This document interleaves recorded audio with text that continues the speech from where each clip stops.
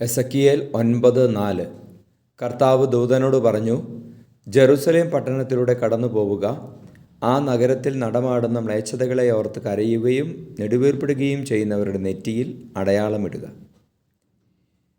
പരിശുദ്ധ പരമദിവ്യ കാരുണീശോയ്ക്ക് എന്നേരവും ആരാധനയും സ്തുതിയും പുകഴ്ചയും ഉണ്ടായിരിക്കട്ടെ. Hallelujah, hallelujah, hallelujah, hallelujah.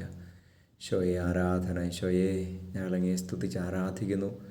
ലോകമെമ്പാടും പെരുകുന്ന മ്ലേച്ഛതകളെ ഓർത്ത് കർത്താവെ അങ്ങയുടെ തിരുസന്നിധിയിൽ ഞങ്ങൾ കരുണയ്ക്ക് വേണ്ടി പ്രാർത്ഥിക്കുന്നു.